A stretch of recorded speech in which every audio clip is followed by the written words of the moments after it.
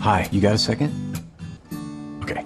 You remember how when we were younger, we used to run around and hang out with Blue and find clues and talk to Mr. Salt, freak out about the mail and do all the fun stuff. And then one day I was like, oh, hey, guess what? Big news. I'm leaving.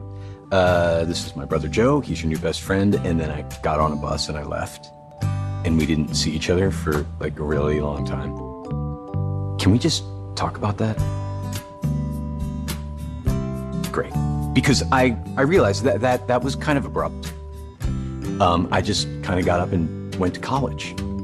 And that was really challenging, by the way, but great because I got to use my mind and take a step at a time. And now I literally am doing many of the things that I wanted to do. And then look at you and look at all you have done and all you have accomplished in all that time. And it's just so amazing, right? I mean, we started out with clues and now it's what? Student loans and jobs and families. And some of it has been kind of hard. You know? I know you know. And I wanted to tell you that I really couldn't have done all of that without your help. And in fact, all the help that you helped me with when we were younger is still helping me today, right now. And that's super cool. I guess I just wanted to say that after all these years, I never forgot you, ever. And I'm super glad we're still friends. Thanks for listening. You look great, by the way. Whatever it is you're doing, it's working. And now it's time for another special feature. Hey guys, what's going on? You are listening to ThisWeekInGeek.net. I'm your host, Mike the Birdman. And well, you're back in school right now. I hope you're having a good time in college, university, elementary, high school. If you're listening to us in elementary school, what the fuck is wrong with you? Yeah, what about, where's all the love for the JK kids and all the daycare kids that listen to us, right? Oh, yeah, exactly.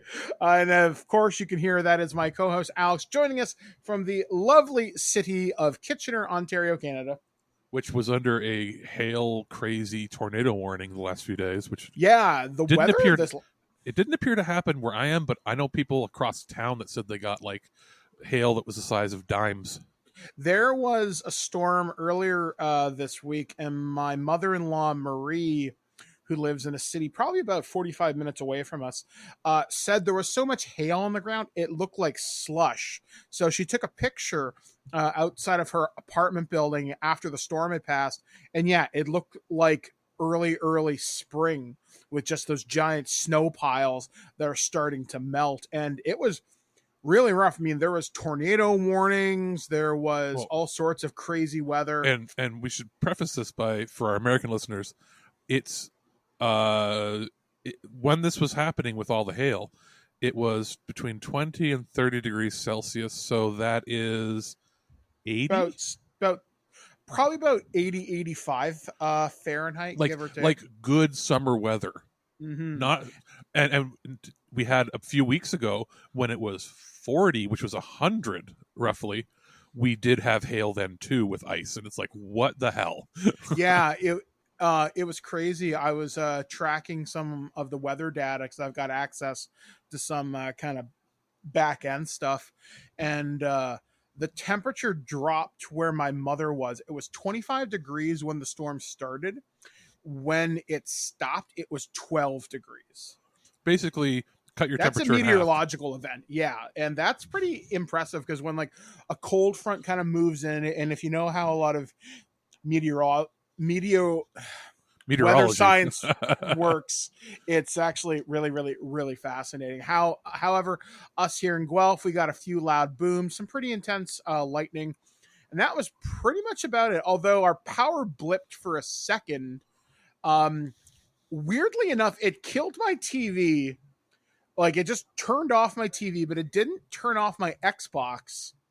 It didn't even interrupt my connection because I was playing zombies with my friend Liam at the time, and we died because we figured, oh fuck, the connection's gone. We didn't think to hit the pause button, and we were on a really good streak, and we died because we just didn't hit pause.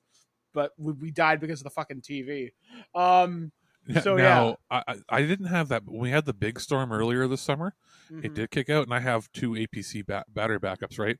So my internet stayed on for the one, and my TV stayed on, but I shut everything down, and I heard everybody else in the building, coming out, knocking on other people's doors. Is your power out too? Is your power out? And I'm sitting here with the only apartment in the building with power because I also have one lamp that's plugged into it. So in the case of an emergency, there's one light if it happens like when it's dark out. But I'll tell you, it's the first time it's ever tripped it since I've had it. I've had it where I heard it go beep beep, where it clicked on for a second. I'm like, ooh, that was a brownout service where there was like, a real actual surge. And that's the kind of stuff that usually damages your hardware, but it can fix it because of the type of hardware. It's a higher end APC. And I'm like, ooh, I like having that in this old apartment. But this is the first time where it clicked off, and then you get terrified because it goes beep beep beep, and it sounds like when you unplug a hospital bed. Yeah. And that's the beep of turn everything off before it gets cut off, and then it kicks back in and everything's back on, which was, I'm so glad I have that stuff. But I didn't get that. Like it's been weird. Like pockets of the cities have been getting these crazy storms, and then you have like other areas having tornadoes that haven't had tornadoes in 30 years. Yeah, this was actually, I saw this from one of my local weather groups who compiles a lot of data. And I think this is one of the most active years on record. I know there was a lot more EF2 tornadoes this year than there have been in a really, really, really long time. Back in the area where I'm from, the Owen Sound area, a place not too far away from here named Port Elgin, Southampton, and Saugeen Shores saw severe storm damage. Well, and then there was a tornado. Barrie was tore up and they hadn't had that in 35 years. Yeah, and that was earlier this summer. Then there was another one in Lucknow, which I think was like 20-kilometer path or something like that. It was really, really, really nutty for like at least a few hours. The crazy one with Barrie, though, is that's a metropolitan area. Like the other ones are small. Like for anybody listening, they're small towns of less than 10,000 people in most cases. But Barrie's like over 100,000 people. Yeah. And for it to be a metropolitan, and it just tore through. And they're like, well, we've got millions, maybe billions of dollars of damage. We don't know what to do. And it's like, yeah, because we're not in like a tornado alley. Yeah. And Barrie's always the place that gets hit because there was a tornado in 1985. There was one earlier this summer. And then this past week when things went through there was some pretty significant, if not tornado, definitely wind damage and lightning stuff. So it's been an intense summer. But remember, climate change isn't real. Oh, of course not. So this week is pretty big for me personally. So my sister is coming down from Montreal to visit me, and it's been about a year since I saw Katie last. So we're going to spend, I think, from Wednesday to Saturday together. That's the correct way to put it. It's been a year since you saw her first. Yeah, it's been a year since I saw her first. So yeah, she's gonna come down. We're gonna spend a couple of days together. My dad was supposed to come from Vancouver at some point this year, but my dad raises puppies, so I think his puppy just had a litter, so they have to look after them. Maybe also, we'll see him during the winter. A lot farther. Yeah. So like we're talking entire countries widths apart, right? Yeah, exactly. Like, he's out in Tofino, I think. Yeah. Whereas your sister, that's a day's. She can drive here within a day. Yeah, like she's here within like 6 to 8 hours, so it's not so bad. Whereas he'd be looking at 2 to 3 days of driving. So thankfully, we will all see some part of my family this year, and then we'll probably do something kind of fun. Other than that, I start school, as of this recording, I start school tomorrow morning. Now you've mentioned it publicly that you're going back to school. Now, is this a certificate program? Is this like, it's a different school? You're going to Conestoga this time, right? Yeah, it's an actual diploma program. It's a 3-year program I'm taking for creative writing. And what am I gonna do with it? I don't know. Exactly. At the very least, it's about growing yourself, right? Like, yeah, exactly. It's very much broadening my skill set. As many people know, I know a lot of people in the RPG industry. I've made some interesting relationships, and who knows? Maybe I'll take a stab at it. Maybe I will. Maybe I won't. We'll see. Well, a lot of it is confidence too. The more you learn and the more you hone your craft, it's one thing to try to write things on your own. It's another thing when you are given a structure. I personally find I end up becoming more productive in a school environment than I would be outside of it, simply because like self-directed learning, where it's like I'll buy the book and just read it, it ends up not happening. Yeah. Whereas when there's a structure structure and there's risks, yes, you paid for it, but the risk is paying for it and then not passing, right?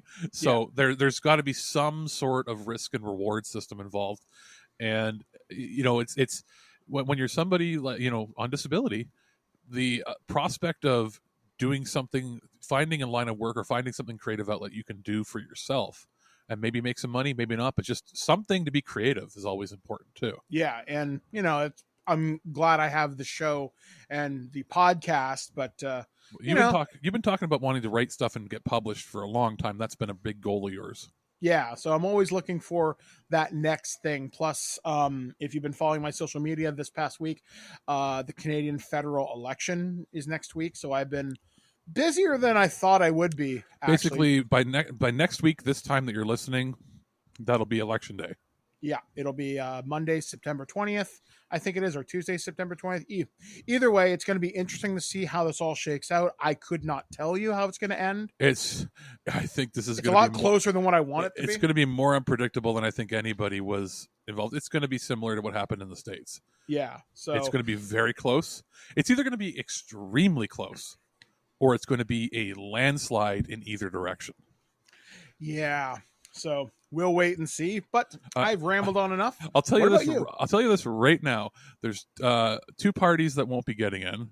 Yeah. One is the PPC, because as conservative as we have people here, thankfully the vast majority of conservative-leaning people are not in the crazy neocon hate everybody that's not white category. Yeah. Which is kind of what the PPC party is. They're kind of like, hey, Trump, they're basically the Trump party, but for Canada. And the other party that's not getting in, even though I'd be interested to see, is a party that's only running about 5 candidates in the different ridings, and that's the Animal Welfare Party.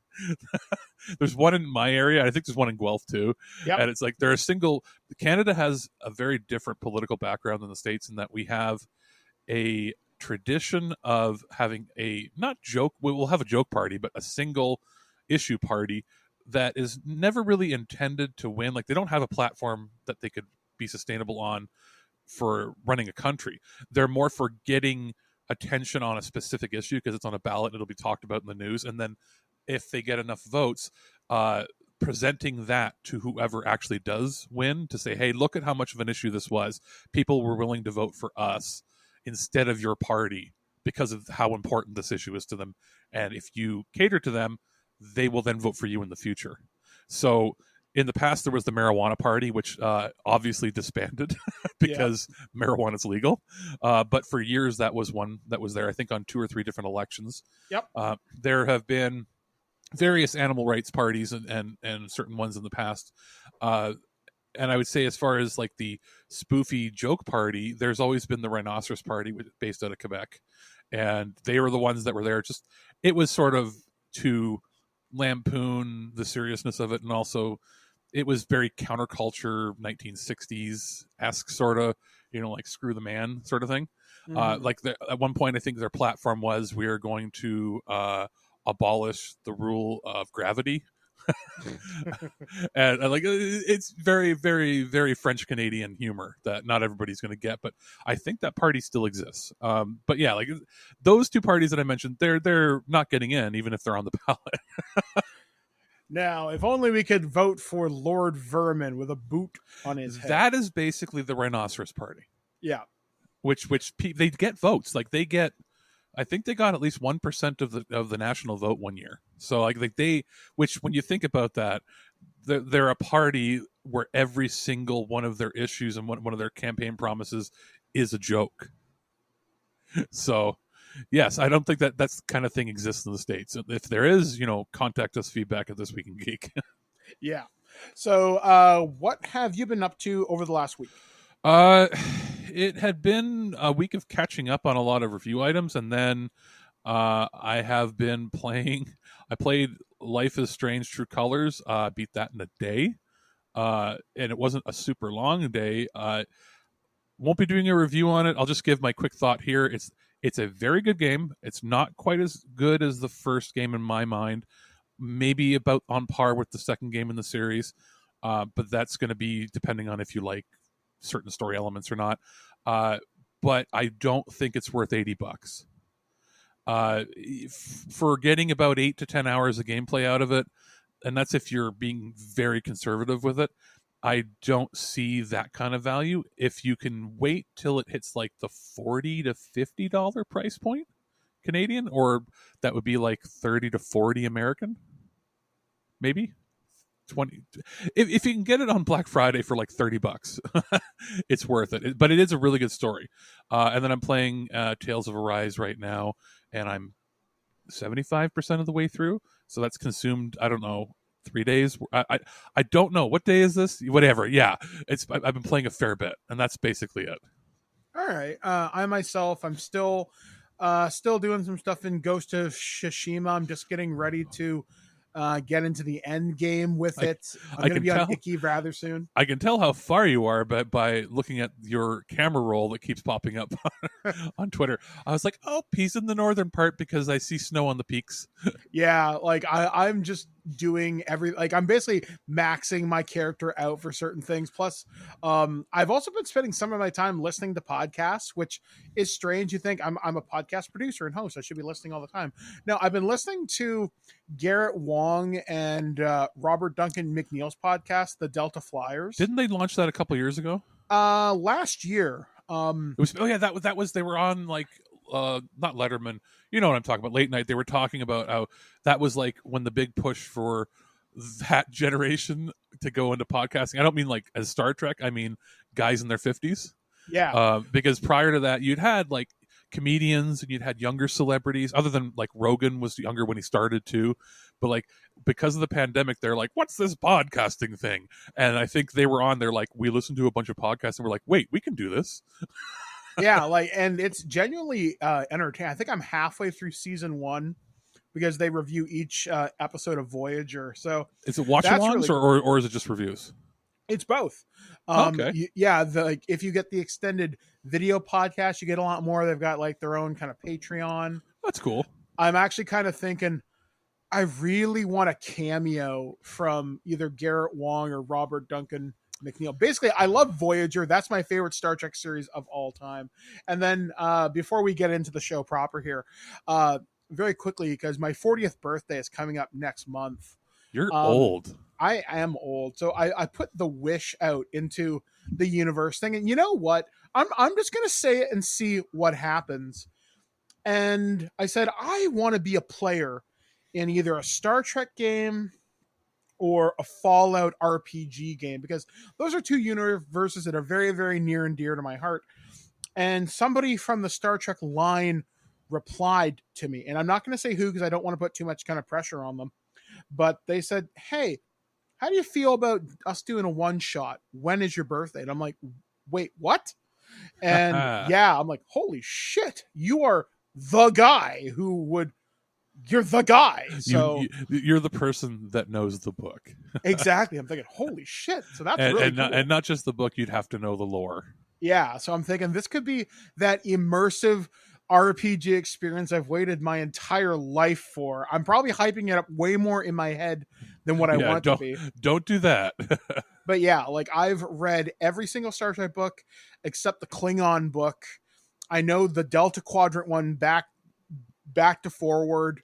I know certain aspects of all the other books. I mean, I love this line, and I think the company behind it, Modifius, if any company understands lore, there are 3 companies in the RPG world that love their lore more than any other company I've ever seen. Specifically with license, you're saying? Yeah, specifically with like kind of license stuff. You see it with those guys.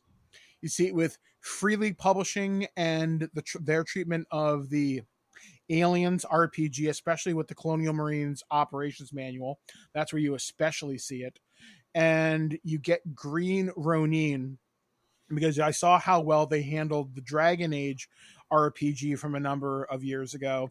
And they also did DC Adventures, which is really, really well done. They also did the Will Wheaton's Titan's Grave of Valkana, or whatever the fuck it is. And it was incredibly well done. So those are the three companies that really respect their lore. Wizards and Hasbro, they know their D&D stuff, but sometimes you want a little bit more. So. Yeah. Now the real question will be, does that Renegade game studios end up popping in, because they're the ones that have the Power Rangers, Transformers, and G.I. Joe license? I think it'll be interesting to see what they're allowed to cover. That will be a big... I think Power Rangers is going to be fine because they're focusing mostly on Mighty Morphin, which is fine, and that's what everybody wants anyway. Transformers. I was going to say the lore of G.I. Joe and Transformers. I don't know a ton, but listening to like how the Geekcast Radio Network did their top 100, which just finished. You should listen to it because we submitted one of our lists for it of Transformers. I didn't realize how deep the comic book lore is with those properties. When you get into the Marvel Comics and IDW, which is a multiple series. There was even a Canadian company called Dreamwave, which ran with them in the early 2000s, which was my favorite run just because of the artwork. And I hear G.I. Joe is just as deep and more gritty than the show.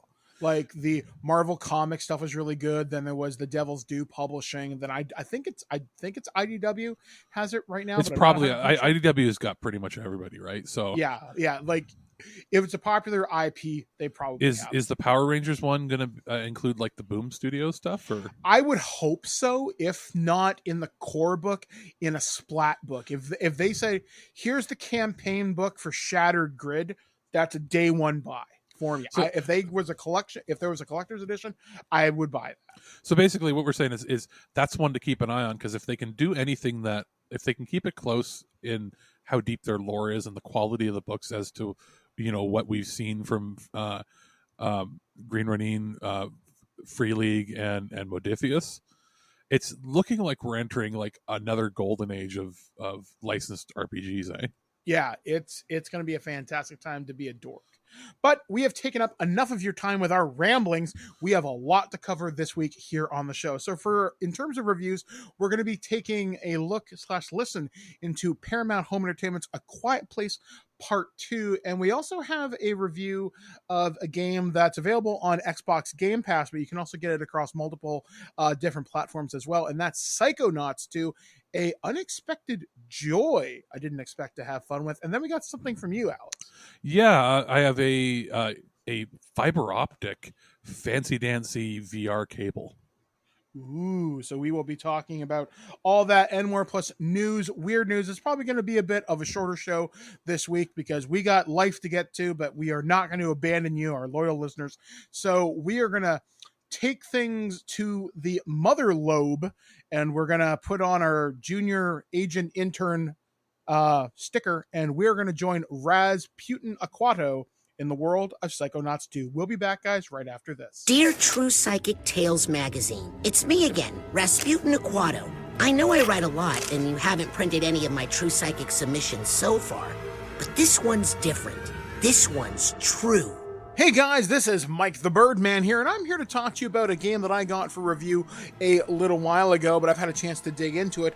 I'm talking about Psychonauts 2, coming to us from Double Fine and Xbox Game Studio. So this game seems like it was everywhere when it came to marketing and interviews and press for it, and it just seems like I was surrounded by it and I couldn't get away from it, so I stopped caring about it. However, this is my first experience with the Psychonauts franchise, though I've seen the artwork and the praise for years, so I kind of knew what I was getting into, but what I got here was something different than what my expectations were actually, expecting, to be honest. So, Psychonauts 2 is the sequel to the original game which came out like 15 plus years ago, picks up literally like a couple of days later.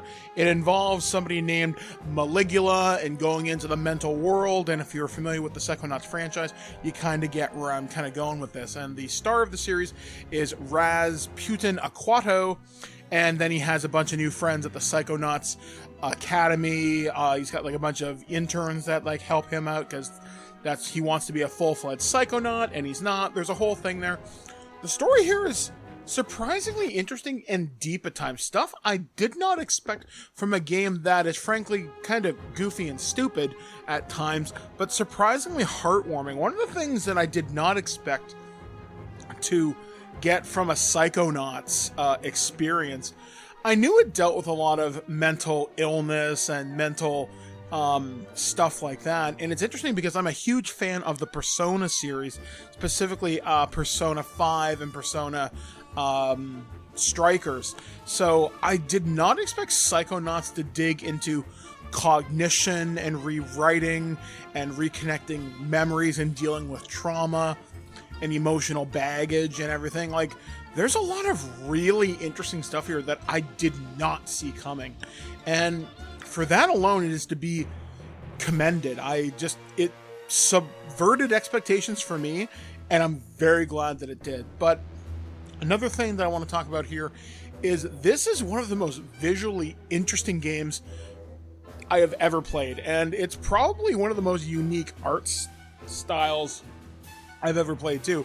It kind of reminds me of like a really bizarre version of like a Coraline or something mixed with like, I don't know, Paranorman meets like some weird Tim Burton-esque crap and like Grim Fandango or something. It's so strange. It's so unique that you can't help but look away. Plus some of the levels in this look gorgeous. Now I'm playing this on the Xbox Series X, and just the lighting and how vivid it is, like, it looks gorgeous.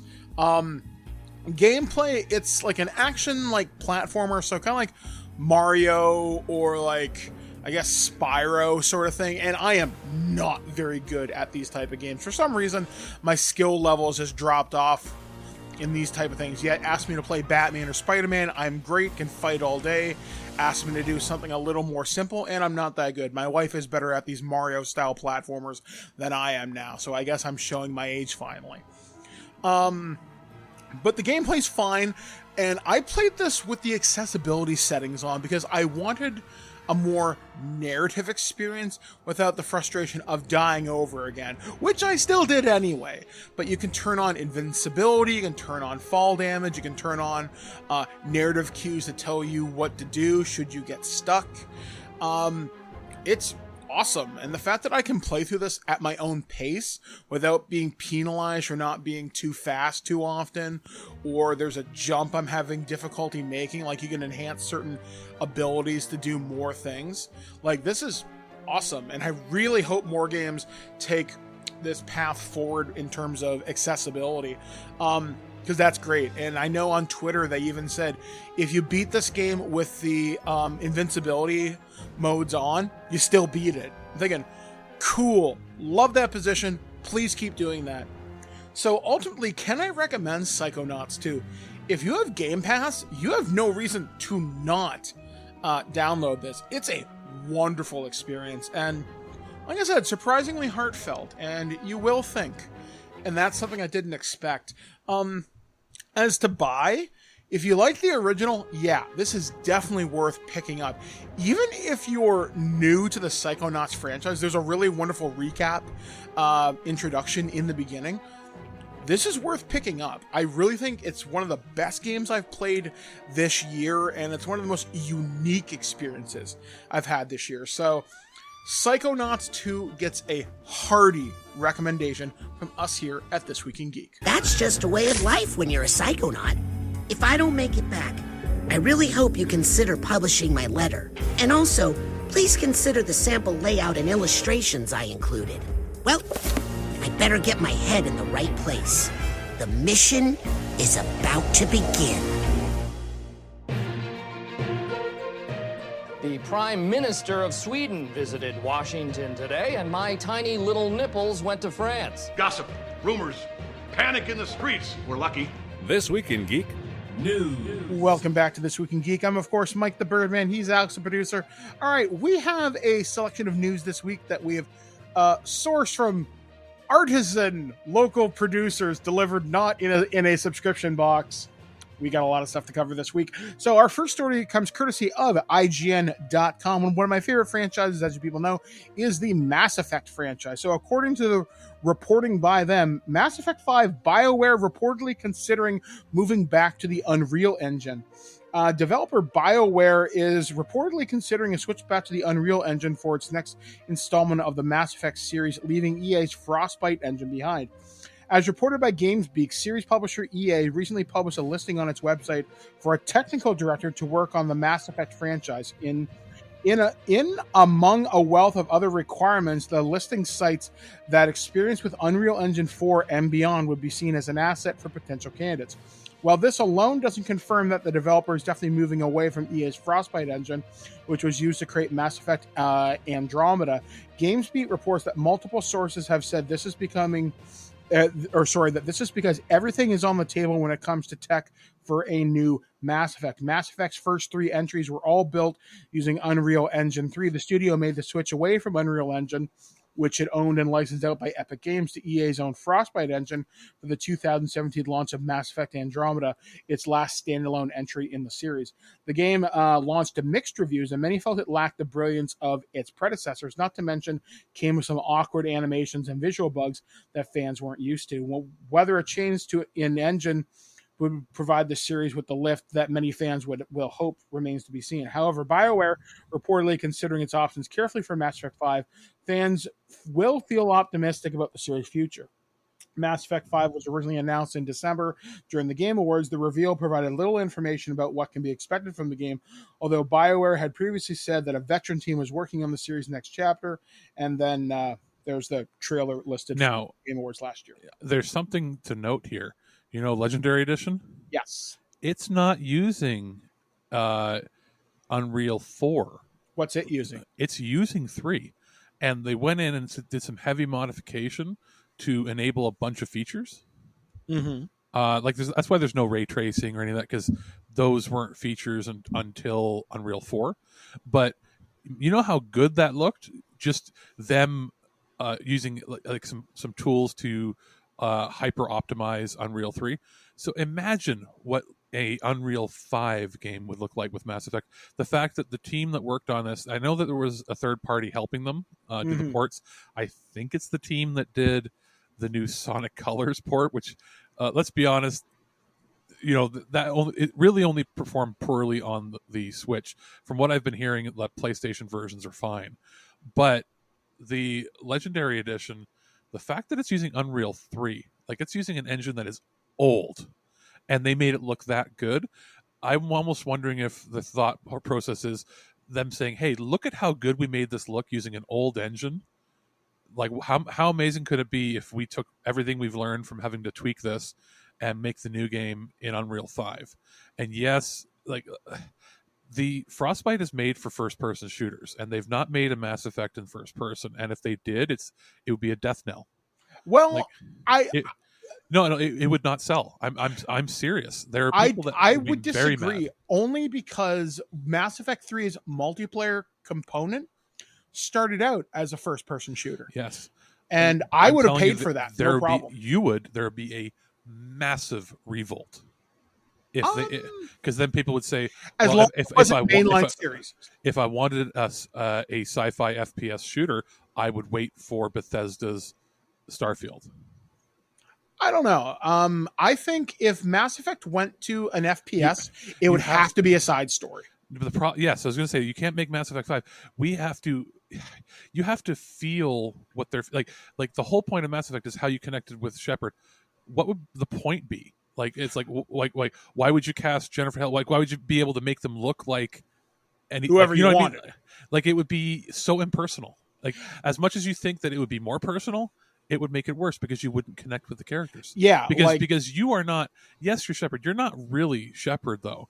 You are God viewing Shepard's world, and you're viewing an epic space opera, and first person wouldn't lend itself to be a mainline game. Now, if they said there was a game coming out called Mass Effect Spectre? Yeah, that'd be cool. Or like, I've often thought about this. In fact, I was actually posting about this in the Reddit for Mass Effect the other day. People were asking what we would want with a prequel, and I suggested Terrain conflict? no, because that's a little too close to when First Contact? No, the Rachni War, because Oh, that's a not couple have any- hundred years. So not have any humans involved at No all. humans. So you've got Krogan, Turian, and Solarian. And then you could probably, I think for fun, your commander should be a Volus or a Hanar Oh, you know what I think would be even better? or a Drell. Even better than this. So you can disconnect it enough, even far enough out there, that they could do more stuff that they would really want to, which would be create new assets. What if you do it at the very tail end, the fall of the Prothean Empire? Yeah. So- That's another thing you can do. so You can because- introduce whole new races. Because remember, Javik is one race of Prothean, but the Protheans were not all them. The Prothean was their empire was every single planet that they conquered. So there could be humanoids, there could be lizard people, there could be people that look like frogs. Like the only thing was his race was the dominant. They were the main race, right? And I guess they would be by the end of the game. We see humans as the leaders, but in reality, they'd be the Asari of that generation. Mm-hmm. So you could go and you could have it be like first person shooters, and it's all the skirmishes at the end when they are losing ground, and then you could even jump forward and like the last mission, you could be a like a paratrooper, or you could be like a Green Beret style mission, and you're doing an escort mission, but you don't realize to the end that you're escorting Javik and the others to the pods. Yeah. So basically, you could make Mass Effect / Halo Reach. Yeah. So the very end is it's all first person. So you don't even know necessarily what race you are. You're just one of the people that are in their entire empire, and you're basically you turn your character hammers on the side of the door, it locks shut, you turn around, and that's when the Reapers are there. Yeah. So And then it cuts in, and then at the very end you could have a post-credit scene of Javik being thawed out. Yeah, like there's so much possibility for Mass Effect side content, and I've seen screenshots out of the original Mass Effect FPS, and it looked really cool. The only problem is it looked a lot like Halo, so that's your problem. You're competing against that, but I think there's a reasonable chance if Mass Effect 5 sells well, maybe do a side story, see what happens. If they're going to do it, do something different. You know what they could do? Squad based, and I'm not talking like, hey, let's try like Rainbow Six sort of thing. Yes, a little bit like that. What was that? SOCOM. Remember SOCOM? Yep. Where you could either have a couple friends hop in and maybe play with you, or they're AI controlled, but you can command them to go different places, and you could do that, and it could be a squad based. Like, I like the idea of either, like I said, being from the previous cycle, or it would work well if it was, it could be when the yeah, you're right. It could be the war there. It could also be when the Turians are introduced. Yeah, like as long as you don't touch Earth and Shepard, I think there's a lot of possibility here, because I think if you connect it too much with the original trilogy, you're going to run into continuity problems. Set it in the Terminus systems, and you could even have, it could be like Vorcha versus, like, can you imagine running through tunnels in first person with Vorcha crawling out after you? Actually, I just thought of a horde-based shooter, but now I'm getting way too far off track. Yes. But, but still. It could be done. But what I was saying is it can't be done as the main game. No, absolutely not. People would revolt at this point. Like, if they had goodwill over the last couple games, maybe they could try something, but not as a mainline title. People would have been mad even if Andromeda was successful. Now, the real question is, are they willing to... I don't think they can do it. It costs too much.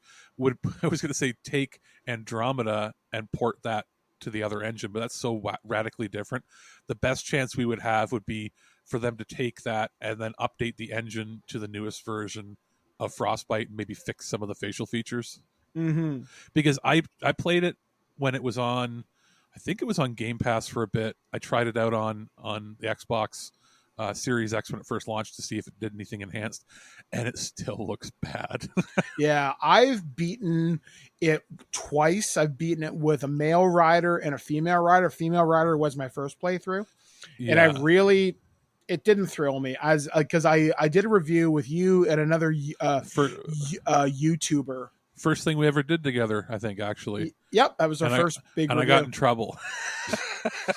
You and your phrasing. But I think I used a term that I still think is okay to use, but you were surprised. Yeah. So anyway, moving on. Go back to April of 2017 if you want to hear that. Oh boy. So moving on to our next story, and this one genuinely warms my heart. This one comes courtesy of out.com. Power Rangers Dino Fury introduces franchise's first LGBTQ plus Ranger. The Power Rangers franchise just got a whole lot of queer. Though it hasn't aired in the US just yet, the 13th episode of Power Rangers Dino Fury, the beloved long-running kids action franchise 28th season, is making history with the revelation that Izzy, the Green Ranger, played by Tessa Rayo, I think that's how you pronounce her last name, is an out and proud member of the LGBT community. The moment of confirmation comes at the tail end of the episode, where Izzy can be seen walking off with her romantic interest, Fern, played by Jacqueline Joe. What this says is this is a nice way of announcing for sure that the Disney era died a long time ago, and we're happy to be back with in the Nick era. In the Nick era, like if there's that's something that would have never happened under the Disney rule, even if the writers wanted to, which I bet you a lot of them had tried to do things. Mm-hmm. So the article continues to go on to say it's a super sweet moment and one that is long overdue in Power Rangers world, especially considering the progressive and diverse history the show has had with its casting over the past 3 decades. Dino Fury's executive producer Simon Bennett even took to Twitter to thank international Power Rangers fans for all the support in Izzy's coming out moment and has been getting online. The episode is set to air stateside on Nickelodeon sometime later this month. Happy. Oh, sorry. It's a big deal there for 2 reasons. One, Nickelodeon still is. It's a kids network. It's a kids network, but also it's still not conservative, but it errs on the side of caution when it comes to a lot of social things because of the nature of their advertisers and the age group and everything.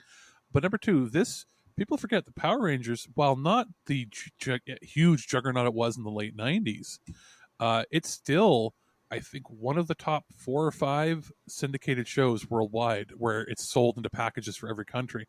They're running a risk here in that there's some countries that just won't air it. But they decided, I guess, they're like, hey, let's try it. And it doesn't sound like any channels have turned it down.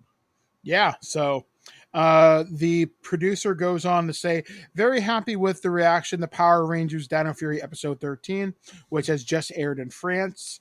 Bennett wrote on Twitter, really looking forward to when it is available in the US and I can jump into discussions.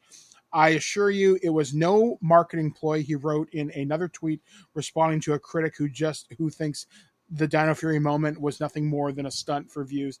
And yes, we are overdue.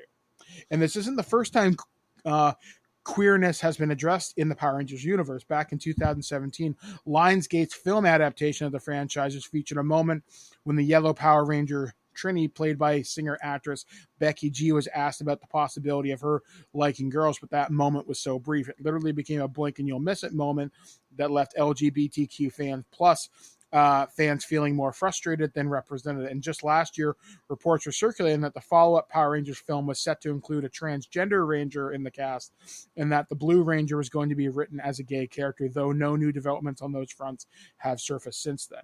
Because of the show's slow but sure progress, it's definitely an exciting time to be a young TV viewer, especially when it comes to positive LGBTQ plus representation and inclusion.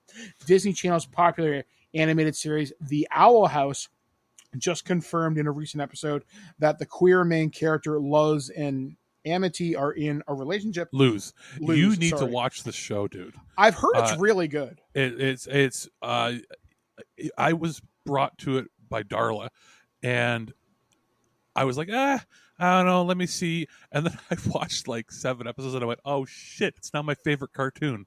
You want to talk about crazy fantasy lore, weird worlds, well-written stories, and it's crazy that Disney's, allowing all this stuff, because for all the talent they have in the community that are LGBT, it's amazing how many people work at the studios that are and open about it, but then they're not allowed to represent it on anything.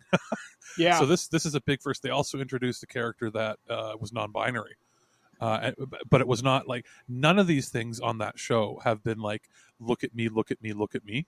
It's just a part of who they are. It's there, and it's not even addressed. Like they just exist, and there's not even a focus on it. There's nothing in the shows when they introduce these characters that make you go, hey, look at what this character is. Mm-hmm. It's just, they're just there, and it's not like, it's not even like it's over the top, like, oh, we accept you. It's never even addressed, not once. It's just a regular part of life. And I was like, that's how they got away with it, and that's how you should do it, because otherwise you're bringing a point to it and being like, look at me, look at me, look at me, and that's going to draw the ire of people. If you just have it be like an accepted part of reality, then there's no trouble. And that's a really good show. It's worth watching, especially for somebody like you that likes to make up D&D campaigns. Yeah. Then another Nickelodeon show has also made history by casting their first out trans teen actor. 13-year-old actor Sasha A. Cohen is to play a role in the series Henry Danger, a spin-off Danger Force. It's been a long time coming, but we're so glad to see some of our childhood faves step up and give fans the queer rep we've been wanting and needing for so long. So that is really awesome. Also, when you think about this, think about how far Power Rangers has come, because David Yost left the show like he would have been on it several more seasons. He was okay with it because they were calling him real bad names on set. Yeah, and specifically, like, it was Saban himself, which is unfortunate. Well, he some of the stuff he was saying, and the producers, and they would, like, behind his back ask, who was he out effing that night, like, that's terrible. Like stuff that is just really, really bad stuff, right? And you hear about that. He didn't talk about it for years, right? And it comes out that's the reason. I would be interested to see what he would have to say. Like it, yes, it's taken 25 years, but it's like, the fact that the show is still on and it's become that progressive, I almost would wonder, does that open the door enough for somebody like him to do a cameo back again? I think there's been talk, if there was a Netflix animated thing, because I know there's been talk. Because Saban has nothing to do with it anymore. Yeah, so he sold off his shares. That entire production house, like, he's divorced from the entire thing, right? I think he still might have something to do with the movies, maybe not anymore. But to the point where, like, if it becomes that big of a deal, like, it would almost be interesting to see him, do a cameo just to wave on and be like, hey, or even just gone. Even if somebody, I'm surprised nobody's interviewed him to be like, what do you think of this? Because look at how contentious it was when you were trying to work in that environment in the 90s, and then look at it now. Yeah. So good on you, Power Rangers. I haven't checked the Dino Fury yet, but now I've got a reason to. And our final story this week, this one has been a pretty big newsmaker if you're in the video game world for quite some time. So this one comes courtesy of Markets.Business Insider. So Business Insider.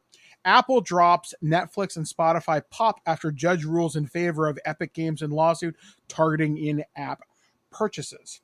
Shares of Apple fell as much as 3% on Friday after a judge ruled that the iPhone maker must allow other forms of in-app purchases for app developers and their customers. The ruling, which came in the Apple v.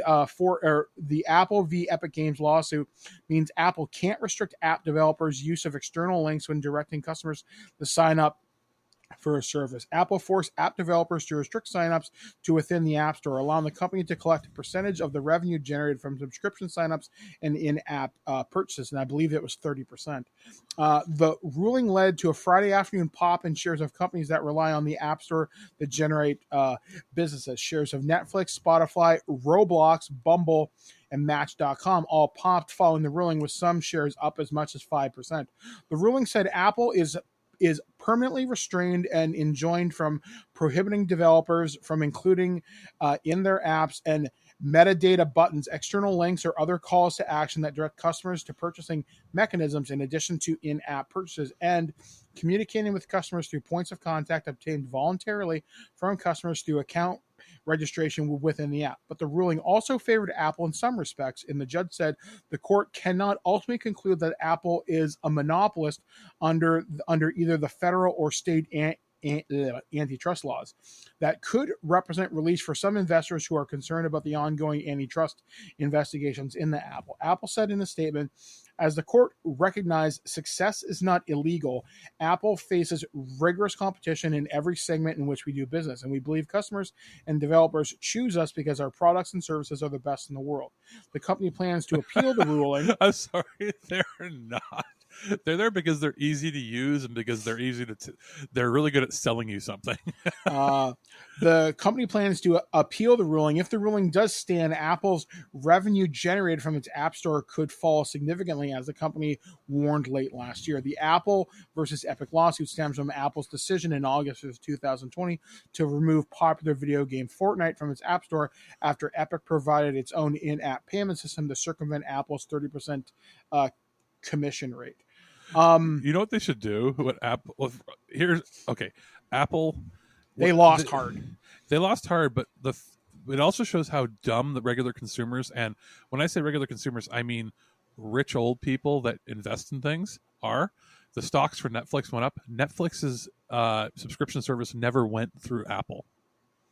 You always went separately. You always signed up on their website and you went in, but their stocks went up thinking that this is going to affect them on Apple. This has nothing to do with them. They always had sort of a roundabout exemption. It was only from gaming. Where this is a bigger deal is for all the gotcha moron people that spend $300 or $400 a month on time-breaking tokens and here, I need more carrots because the carrots are what let me do things faster in the game. It affects that. And with being told that they can now circumvent it and all this, you know what Apple should do? Not have it on their service at all. Where are they going to go? Like, yeah, you know what I mean? Like, if they'd be like, oh, so we can't collect from you? Okay, you can't have loot boxes on our service at all. I'd like to know how this is going to affect certain games I play and pay for, specifically Pokemon Go, because you buy Pokecoins, which allows you to buy different things in the store. Yeah. Will there be a Pokemon Center developed specifically for the App Store and for any other device? Likely, and if not, expect Apple to just say, "All right, ta-ta, bitches," and then get rid of it. Because what's the incentive for them to keep the game on their service? I see it. Optic-wise, it looks good on them to keep supporting developers. It depends how much of a PR hit would they be willing to take by booting people off. All they have to say is, well, we're going to kick everybody off who has a third-party thing because we can't do customer service for a purchase that we can't control. That's fair.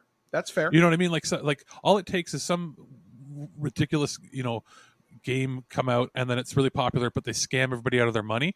Who are they going to go to? Oh, I downloaded it on my iPhone. Yeah, but you didn't pay for anything through the iPhone. It's all through this. Well, I want my money back. And it's going to be a PR nightmare for them that way and a customer service nightmare because they can't. I'm not defending them. I'm saying this is going to be a nightmare for them having to support other people's payments because other people are going to have things fuck over. And the very first thing they're going to do is contact Apple. They're not going to contact that third-party company, the random company. They're going to go to Apple because they think Apple will listen to them, even if Apple has no record of the transaction. So what are you going to do then? They're just going to they're going to come out and go, screw you, we're hosting the game. You don't pay to host the game. We're hosting the game. The traffic for the game is going through us to whatever servers, and you're taking up storage on our thing. You're paying us nothing. People are coming to our platform to get the game and then paying you separately. Fine, we don't want your game. We'll have people we're only going to have people on here that are willing to use our payment services. And if you don't like that, you can go to Android where it's a wasteland of hell anyway. It's going to be interesting to see how this plays out over the next year, especially, like I said, when it comes to games like Fortnite and Pokemon Go. It's going to be an exodus to Android or something to that extent. And if this happens to, I can see Google saying, "Fuck you." If we're going to have the same issues with the courts because this sets a precedent, then we're just not going to have that at all either. There was a Google if lawsuit, but I don't know if like anything happened. It's still in litigation. If it happens, you know what the outcome could be out of this? If they both say "fuck you" to all those companies, no more gacha games, and that entire mobile market collapses. I just want to play Pokemon Go. You're a sucker. You're a sucker like But all I the also- other suckers that play it. I only pay like $10 every 2 months. That's all. It's basically fine. it's only when I run out of Pokeballs because I can't go outside. And that's fine. But you know what? 90% of people that play that have probably spent $300 or $400 or more. It's the games that rely on you to be a whale, or games that cut down on timers. Like I know those Final Fantasy games. Brave Or whatever. Exvius, all that. Anything that has a timer, all the 99% of the games are horrendous. They're worse than casinos. Yeah, like that's what I like about Pokemon Go. You don't need money to play it. And- It just encourages you to go outside. And that's was it Niantic and the Pokemon Company? Yeah. So it's adjacent. It's adjacent to Nintendo, but because of that, remember when Nintendo had the runner games and you only had the only payment that you could ever do was $10 or something to unlock extra content. And Yeah. that was it. Now, if you look, Nintendo for years was always hesitant. The one thing that they were, other than being bad at online services to begin with, was they were hesitant to ever be thought of as ripping people off. I'll give them credit for that. They've never wanted to just sell you cosmetics and garbage for games until, Mario battle passes. Kart. Yeah. Yeah, certain Mario things- Kart on the iPhone was not a good experience in terms of what you had to pay for. Yeah. And then what did they do? They pulled the game. Yep. And even Dr. Mario got pulled as well. The management discussed it. They pulled it because they determined that the damage to their image over time was going to be worse than the money they took in. Yeah. So They're one of the few companies out there that size that dictates a lot of their business based on pride and personal optics, which is unheard of. They have ethics involved with their stuff too. There's stuff that they do, obviously, probably that's not on the up and up, but compared to all these other companies, there's a reason. Like, remember, Microsoft came and tried to buy them in 2000, in 2001, and they laughed at them, literally laughed them out of the room, and Microsoft tried a hostile takeover, and they just didn't do it. Like, they wouldn't sell. They didn't care. They even told their shareholders, "We don't care that they're offering us more than we're worth." Like that takes balls. So that's why I think that your Pokemon game isn't quite as egregious. yeah, because obviously it's got that. But yeah, because I can't think of any other games that I play that relied on you constantly having to buy things. Weren't you somebody that played the was it the Simpsons game? No, actually, I do know people who did play that though, And it was all the they beer paid a bottles or lot. something. Yeah, it was like beer bottles and donuts or something. And people spent a lot of money on that. The most I've ever spent on a game, I played a tower defense game that I spent, I think, $15 total in like 10 years on. It's like, I just, as a rule of thumb, I do not do that because I know how addictive it can be. The worst I've done is like these Tales games. I've occasionally bought like $15 whenever a game comes out. I'll buy a couple of the tools that give you like double experience because for me, I don't want to spend 120 hours grinding. Yeah. Oh yeah, like totally. Like I was the worst when COD Advanced Warfare came out, and I've told this story multiple times. I spent a lot on supply drops, and even before that, when Mass Effect 3 had its multiplayer and you could buy Spectre packs, I'm pretty sure I have one of the best accounts online for that game. I have got every weapon at like level 10. Too bad the servers are gone. Nope, they are still up. Are they? Yep. I The thought the player PS base isn't there, but I thought. the Oh, servers are still up. you didn't play it on PS3. No, Xbox 360 only. Because they did a thing saying that not that the PS3 like their servers are still up like the PS3 servers, the PS3 Mass Effect servers they reached end of life I think last year. Oh man, But yeah, I mean, But I guess Xbox, because of backwards compatibility, they had to keep it. yeah. So it's cool just to see that it's still there. I'm glad it's still there. So, Well, and let's not talk about your Rock Band account. oh Christ. I think you own everything in the entire library. Almost everything up until I think like 2015. I had everything, and then I got very choosy. Well, that's like the people that did the Just Dance stuff, and then it became completely useless when they were launched the subscription service where you spend like a set amount of money per year to access everything. Yeah.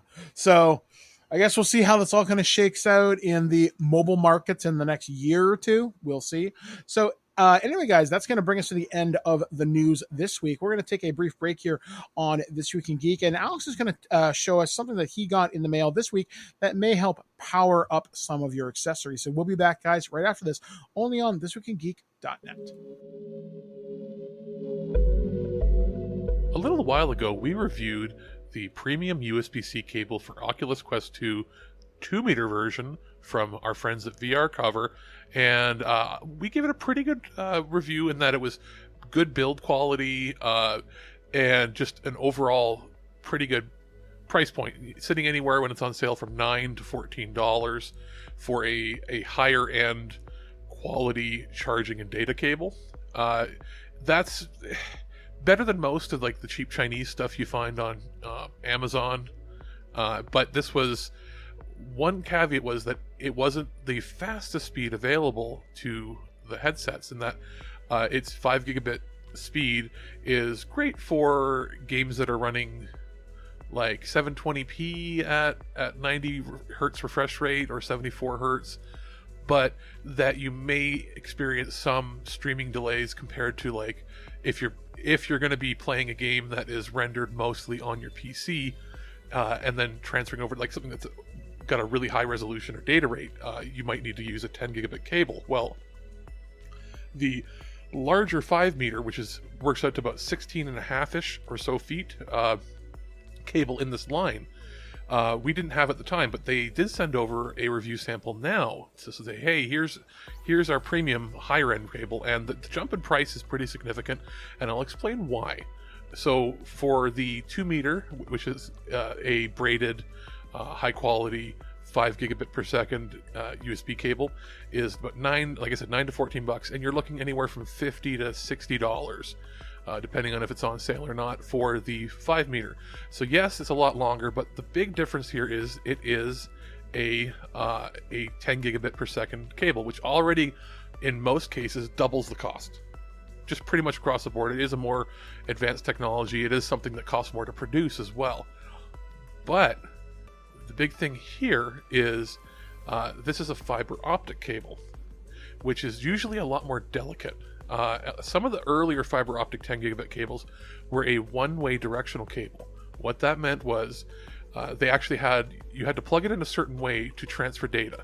It wouldn't transfer data the other way, or it would charge, but only if it was plugged in a specific order.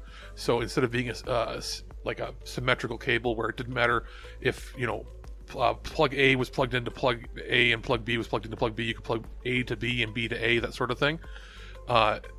Those, when they first came out, they had to be a certain way. And now this is one of those cables where you can plug it either way. It's designed with the 90-degree angle cable to plug in a certain way to your headset, but what this does is this is a full data rate, a little more robust in that it's not going to bend and warp and be horrible like it used to be with those cables. They had to be fairly short, or you had to be very careful when you bent them, because if you bent it too far, you'd break the fiber optic glass on the inside and then it wouldn't work at all. Whereas traditional technology is just through copper wiring. This is sending the data in a much more efficient and fast nature. So you can get these longer cables, like 16 feet or longer, that can retain the full data rate, full speed, without having to have what they call an active cable, meaning an end that is larger or something in the middle of the cable to repeat the signal, and then it requires more power and it becomes a bit of a pain.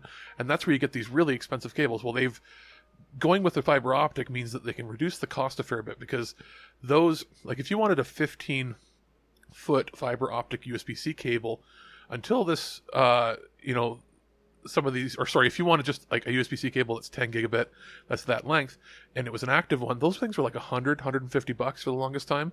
So they cut down the cost significantly by going with a fiber optic cable. So it is supported with the 10 gigabit, like I said, but it is also 3 amp charging. So it does do the full quick charge of any device you've got plugged into it, which is not as common either. So it does work with any device. So it's not just the Oculus. If you have any other headset that uses that, you can use it. I've used it to charge my phone even. So the fact that it's fiber optic, and it can be coiled, and it can be, you know, bent around. I wouldn't go like super, compared to their 2 meter, I wouldn't be like, you know, bending it and twisting it in crazy different directions. But the fact that it's a lot more robust and durable is pretty good. The connector pieces are a little larger. They do stick out a little farther because they have to have the fiber optics electronics right built into the termination ends. So there's that. The actual cable itself is of the same high quality braided nylon material, and it seemed to work just fine. I think this is probably something that you'd want to leave plugged in to wherever you want. Like, for instance, if you have a 10 gigabit USB-C port in the back of your computer, which I do, through a expansion card that I put in, this is something that you're going to want. Like, I put a little hook clamp thing on the side of my desk, and I've got the cable sort of rolled up and think of it like it's coiled up like a like outdoor hose for like watering your lawn. Because I don't think there's a need with the 15-foot cable to maneuver it around between a lot of devices. It's going to be my dedicated cable plugged into the back of the computer pretty much at all times. Whereas with the 5 gigabit one, that's kind of the thing you take with you on trips. You can take this. It's going to be more unruly. It's meant to be more like this is your VR or charging station. Whereas with the 2 meter, that is much more portable. It's something you could just take with you pretty much on the go if you just needed to plug something into charge. It's not necessarily at 6 feet something you would use with a game that would be, you know, intensive, jumping around, moving. That's where you break out the bigger 5 meter cable, the 16-footer. Good build quality. I was a little worried because at that price it usually means cheaper fiber optic cable, but it appears to be operating at the proper speed. Didn't get hot at the termination ends, and I can see it being robust to last a fair amount of time. Go crazy? Don't mind if I do! Human sacrifice, dogs and cats living together, mass hysteria. All right, so we are back, recharged and powered up and ready to go. Let's talk about the weird things that happened around planet Earth this past week. And this first story comes courtesy of TMZ.com.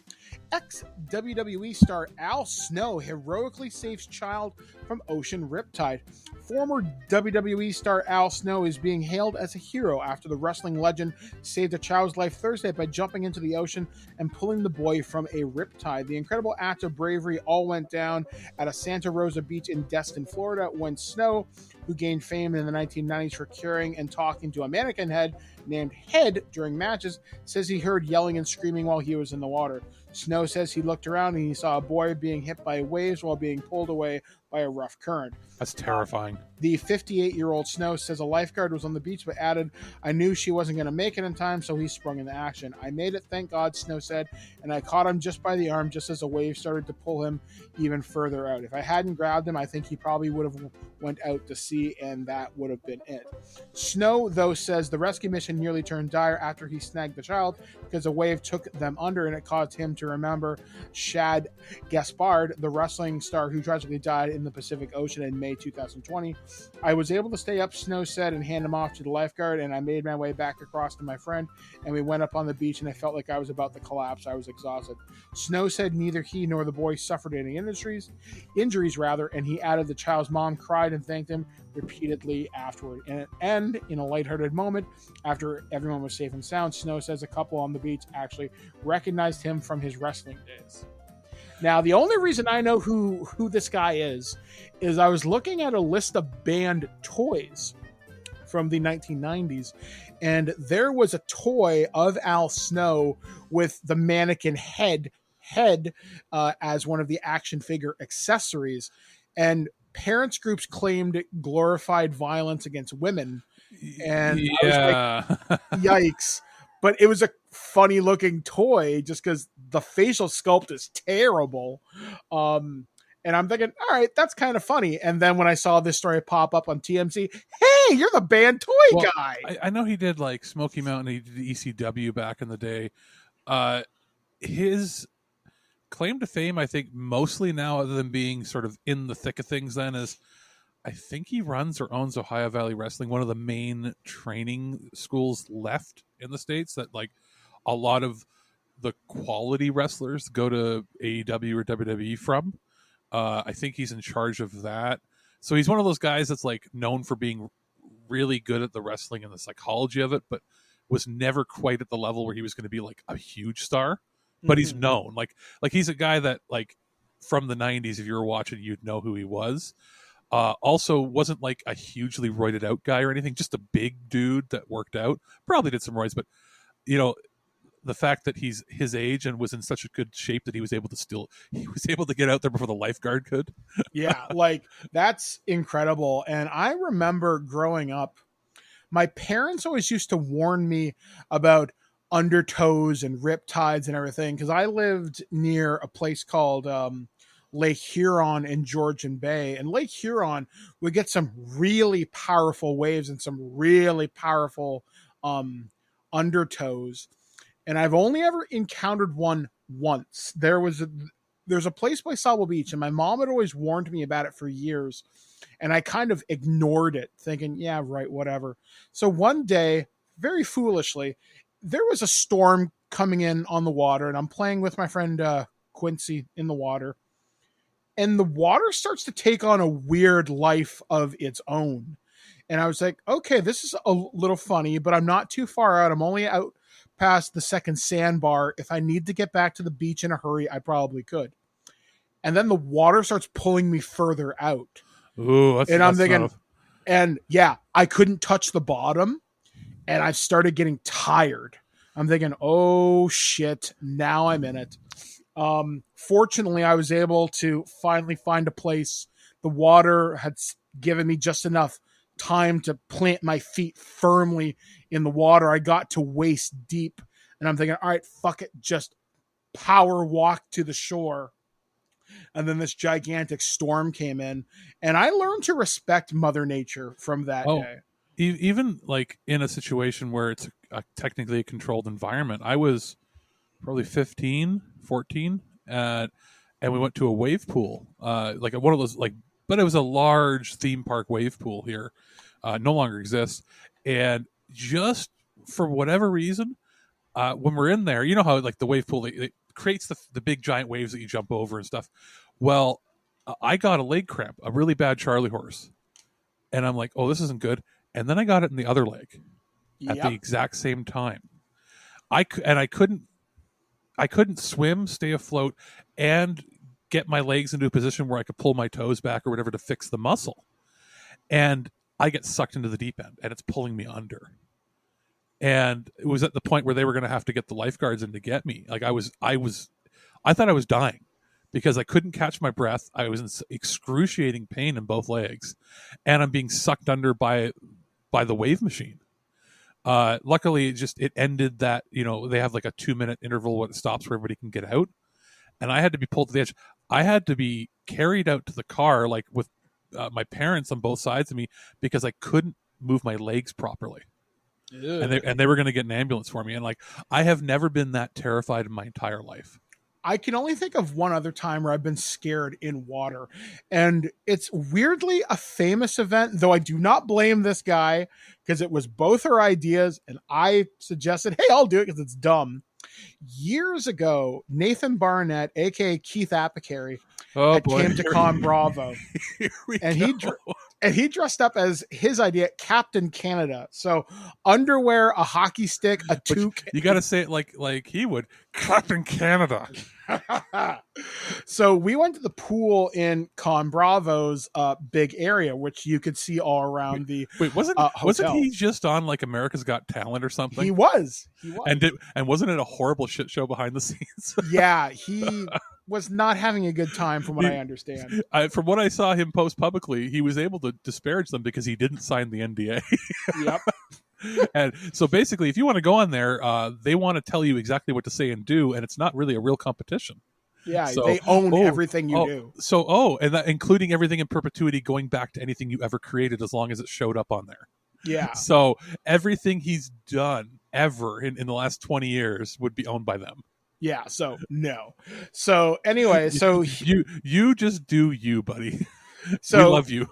So he dresses up, and we get this idea, like, okay, he's going to cover himself in maple syrup, and he's going to football tackle me into the pool, because I'm a pretty big dude. I'm a former hockey player. Cool. Plus, I was a guest at that convention too, and we thought it'd be a really, really funny bit. So he does it. He does his, I'm Captain Canada, and he charges at me with his cape on, and he's covered in maple syrup and whatever, and he football tackles me into the deep end of the pool. Fine. I figure no problem. So he tackles me. I go underwater. I hit my knee real fucking bad. So much so I'm thinking, okay, I don't know whether this is busted. Did you hit it like on, was it not deep enough when you landed, or? No, it was just the force of the impact. Me being a big guy, the impact from him. Okay. Plus, so did you hit the deepest part of the yes. water? Okay. And I had all my clothes on. That's what pulled you down. Yes. And at the time I figured, okay, I'm just going to float back up the surface. I'll be fine. About 10 seconds passes by. I'm thinking, I'm not going up. This is a problem. And I get my first gulp of water. And I remember thinking, oh, fuck, I'm drowning. Shit. So I'm forcing myself up to the surface. I'm only laughing now because you're safe. But yeah. You know what I mean? Like, I'm laughing thinking. If I was killed by Keith Apicary, that would certainly be a feather in my cap. You want to talk about it being in the news? Like you know how they say all press is good press? That would be the last time that con ever existed. Yeah. So eventually I get up to the surface. I am gasping for air, and my clothes are just weighing me down so much, because at that time I used to wear really heavy jean cargo pants, because my rule of thumb is you can never have enough pockets. So I didn't think about it, and I just didn't realize how much wet denim weighed. Said by every ninja and thief in history. It's true. I always had batteries on me. I always had places for cell phones, mic equipment. I was ready to go at a moment's notice. Like my con clothes are two things. I either wear jeans if I'm there like professionally, doing news stuff, or it is track pants city if I'm going to relax there. And if anybody wants to say anything, they're all cosplaying. I'm cosplaying as a lazy guy. Because the worst thing that would happen is if I fell in the pool with my track pants on, I'd come up and you'd see my dick. Yeah, exactly. You can just take those off. But exactly. Yeah, I fucking panicked. So that sucked. Anyway, that's isn't that what you said led down the long line of issues with your knees? Yeah, pretty much. That was the final nail in the coffin for my right knee.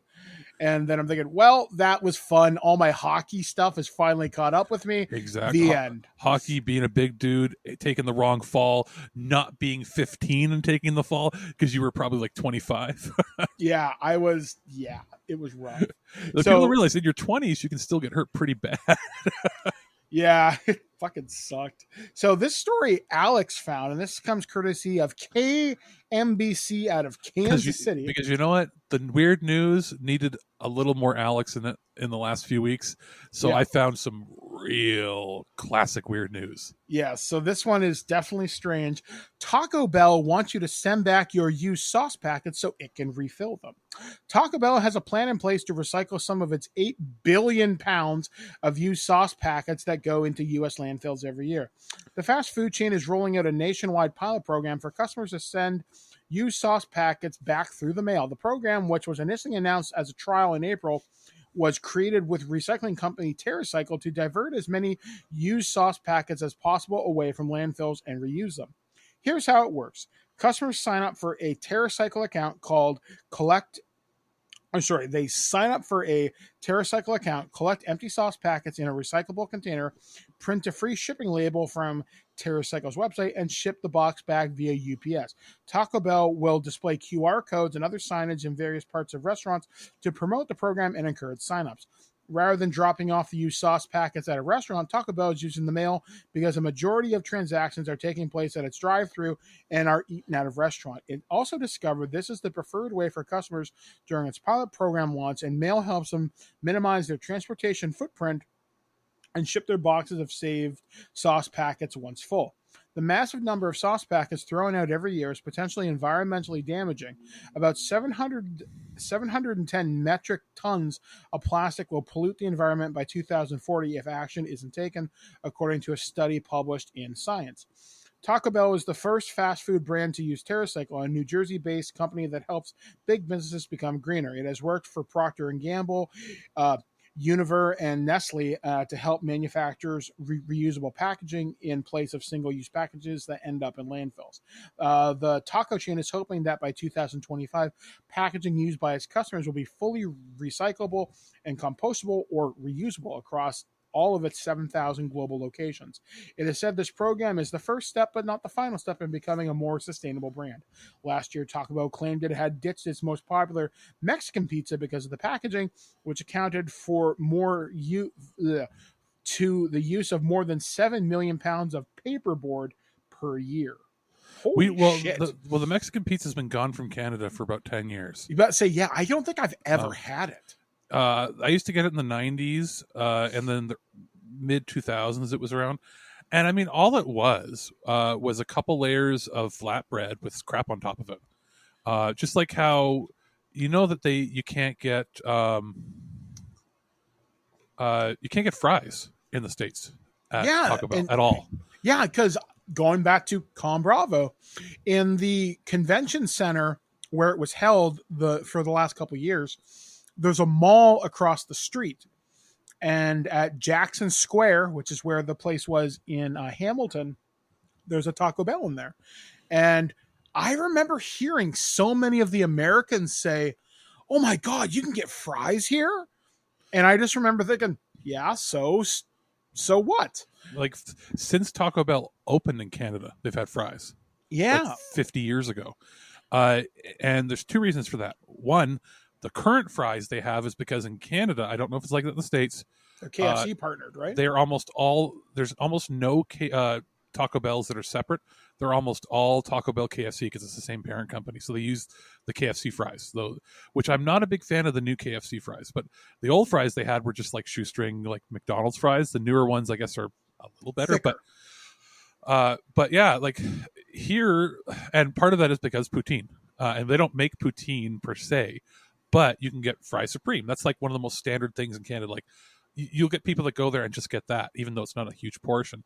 And it's basically the little tray that you get the nachos in, where you can get nachos supreme or nachos and cheese, where they have it separately. And they dump a handful of fries in there. You get a little bit of beef, and it's basically a taco over top of fries. Yeah. And that's the most standard thing that, like, I would say at least 50% of the people that go there get their fries that way when they get a combo. Yeah, and like when you get a combo here, it's you actually have to ask for nachos, even though that's the standard in the States, the chips with the dip. The most, like, if you don't tell them, they give you fries. Yeah. Now, I'm looking at this pilot program. I'd like to know how big these packages are and how long you're expected to keep them, because, for example, and this is probably not a good analogy, I have on my table beside my bed, because I'm a diabetic, I have a container where I dispose of my needle tips from injecting insulin or when I used to test my blood. And when you're done with them, you go to the closest park that's nearest school, and you dump them all around where the kids can find them, right? Yeah, sure. Just like it's just like forest porn. That's how you distribute it, and that's how kids learn about needles. And nature's healing. Yes, they go and they flip a coin, and if they're lucky, they can get forest porn, and if they're not lucky, they get used needles. Yeah. So I'm just wondering, how big are these containers? How long you expected to hold them in your house? Because, yeah, sure, you may use your fire sauce one day, But if you throw that in your container, and unless it's airtight, Dude. that's gonna smell after like a week. Well, if you empty out if you empty them completely, they're not going to smell because it's a hot sauce.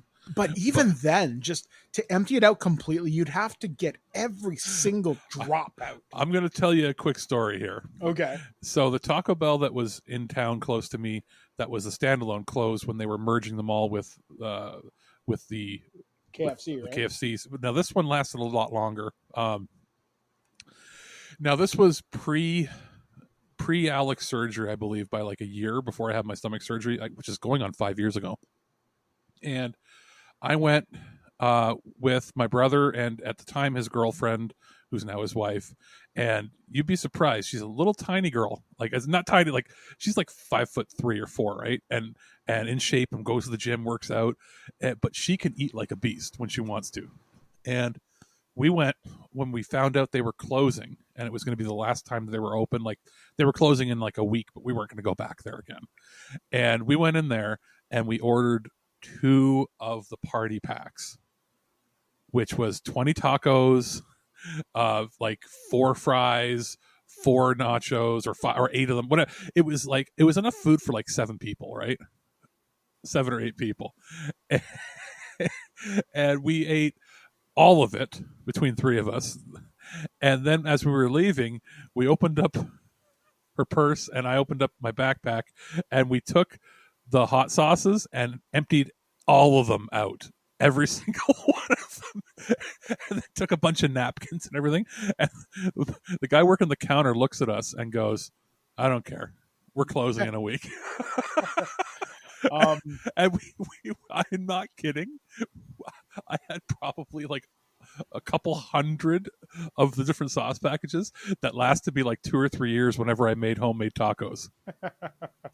When I was in college, I used to have these friends named Brandon and Pierce. You're too far from the mic, Michael. I cannot hear you. Sorry. Oh, sorry. So when I was in college, I used to have these friends named Brandon and Pierce. And we were the one Taco Bell that was in the town with my college, Niagara, was one of the old ones from the 90s. I'm talking with the squiggle lines. It looked like out of Bill and Ted's Excellent Adventure, right? So we used to go there to study because for some reason this restaurant was always empty. And I'm a fat fuck. You know how you used to get how you did those 2 party packs? Between the 3 of us, each of us would order a party pack. We'd eat everything, do our homework, and then go back. Now, consider this. Those tacos, they're not like a homemade. Like when you make a home taco, you're stuffing it. Oh, yeah. Like even like the recommended amount is like 2 spoonfuls. You're getting you get basically a tablespoon of meat in theirs. It's a lot of bread. So if you go with the hard shell, I'd be hard pressed to find almost any adult that can't eat 6 or 10 of those, of the hard shells of theirs. Not a homemade one. If you make 3 good ones, you're stuffed. So I get it. So it's not as bad as you think. Now, if you were telling me you were getting hamburgers and eating like 20 of them, I'd be like, oh. Not going to answer that question. Yes, exactly. When I was younger, yeah, there was competitions. Like the time that I went with my friends at our lunch break at school and ordered 88 cheeseburgers. We were never that bad, but I remember I used to hang out with this guy named Neil. And I remember McDonald's in Canada, at least, used to have 88-cent cheeseburgers on Sundays or something. They did yes, they did that in a little bit. Where I got my deal was when they had the 2 for $1. Was it $1.39 or $1.69? When they had their day of the week where you had a different deal, it was 2 cheeseburgers for that price. Yeah, it was insane to say the very least. Obviously not healthy for you. So folks, don't do this.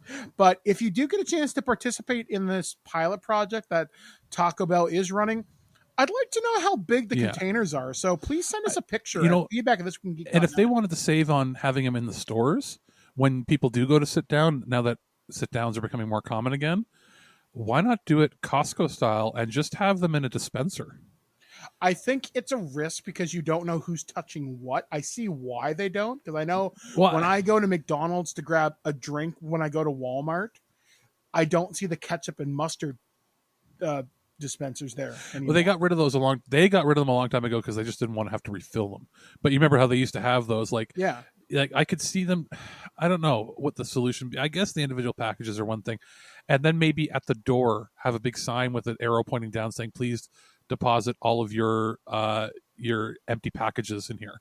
Yeah. Or maybe if you did that in restaurant, hey, if you're willing to sort your garbage between regular and sauce packets, hey, here's a coupon for a free nacho supreme or if you're eating in there, what you do is you ask them, I'd like some sauce, and instead of in those individual packages, they could hand you like a reusable container, or like, you know what I mean? They could have a little cup, like a Dixie cup or something, where they manually pump a couple pumps in for you. And you can drizzle it on, because then instead of giving you 5 packages, they've got one Dixie cup that they can then recycle. Exactly. So there are possibilities for this. So hopefully this pilot project's a success, because I'd like the world to still be here in like 20 years. So moving on to our last story. This one comes out of Alex, and of course it comes from Florida. Of course. Woman misses flight, falsely claims bomb on plane at Florida airport, sheriff says. A 46-year-old arrested at Fort Lauderdale Hollywood International Airport. A Chicago woman falsely claimed a bomb was on a plane at a South Florida airport, missing her flight, authorities said. The 46-year-old woman was arrested Monday night at Fort Lauderdale Hollywood International International Airport and charged with falsely reporting a bomb, explosive, or weapon of mass destruction, according to a Broward Sheriff Office news release. Airline employees told responding deputies that the woman had stated that a bomb was in her checked luggage that was aboard a plane. Officials said she made the claim after workers told her she and her party had arrived too late to board the plane, detectives said. The plane was already taxiing out to the runway, but had not taken off when it was rerouted. Passengers were evacuated and the plane was searched. No explosives were found, officials said. What a fucking idiot. And of course, it's Florida, but the woman's from Chicago, so you're her solution. Well, her solution was to go scorched earth, not realizing that they're going to charge her with endangering every single person that was on that plane. Yeah, like that's the type of shit that lands you in federal prison. She's going to do 5 to 10 years for that. Like, and they're not going to like, she's not going to get away with it. No, like, yeah, she's actually not going to go easy on her. She's actually going to go to prison for this, which she thinks she can get off. No. Yeah, like it's so dumb. There are so many people I see trying to circumvent airport security or airport regulations. And obviously we are removed from 9/11 by about 20 years. You don't fuck around with bomb on plane. Now, there was a very famous George Carlin bit where he joked about it after September 11th, and he made it funny, but he obviously didn't mean go out and fucking do this. And the difference was when he did it, people wasn't stupid. No, people actually hadn't done it. Yeah, and this was after. Do you remember the guy trying to sneak on the shoe bomb? Yep, I do. And I remember the last time I got on a plane is when I went to Las Vegas and I won that trip from NOS energy drink, and they asked me to stand up because at that point I wasn't walking so good because of my knee. And I was in a wheelchair, and they actually searched the wheelchair. They searched my shoes. They searched everything. And this is 2014. Yep. So it's not going away anytime soon. And now in this era. Actually, though, in retrospect, Michael, mm-hmm. Do you think they checked you because you weren't white? No. Because you don't think so in this case? In this case, yeah, because I was going through Toronto International Airport. And everything, like I was with. There was a lot of multicultural people boarding at the same time, but I got stopped specifically because I had a wheelchair. Okay, so they were following protocol. So you didn't get any weird skeevy vibes, is what I'm saying. No, yeah, I wasn't profiled. And then once I got to the States, when I was in Las Vegas, remarkably welcoming community there. Very, very helpful. McLaren International Airport, very, very nice. And I know, and I'm just going to mention this for a second. Despite the dumpster fire that is Texas right now, I have experienced some of the most hospitality in that state. Like, I've got friends from Handsome Tom, who used to run the Game Heroes, 8-Bit Mickey, and the entire Game Heroes crew, but also people generally down there were super, super nice. Even the airport employees, because I got dropped off. Tom dropped me off after I filmed his wedding in, I think, 2010, I think is when him and Liz got married. And everybody was super, super, super nice. And even the airport security, when I had to go through there, then I was obviously much more mobile and walking around. Everyone was still super, super friendly. I imagine now, because when you're in a wheelchair or you have a mobility issue, you have to claim that ahead of time. Yes. And they actually, like, they'll have a specific person come as like a concierge and help you. Yep. So I imagine they'd even be more friendly now than they were even then. I mean, I guess long story short here, folks, if you have any takeaway from this, don't be an asshole and do stuff like this. You will go to prison. Don't even joke about it, because obviously every employee who works at the airport, they've heard it a million times by now. And because we do live in an era of, I would say, heightened awareness would be a way to put it delicately. Don't fucking do it. And because we are still in a pandemic as well, treat every public service, every employee nicely. Be a kind person. Don't be a dick. And this woman, obviously, I missed my plane. Well, fine. There's a bomb on it. You're a fucking idiot. Now you're going to pay for it. And that's just how it is. And I don't even feel bad for you. So anyway, folks, we're gonna take a break here, and we're going to go to another situation where being quiet will most certainly help you. We're going to take a look at one of the latest releases from Paramount Home Entertainment. This is A Quiet Place Part 2. We will be back, guys, right here on ThisWeekInGeek.net. Hey guys, this is Mike the Birdman here, and I'm here to talk to you about one of the latest releases from Paramount Home Entertainment. I'm talking about A Quiet Place Part 2 on 4K Ultra HD, Blu-ray, and digital.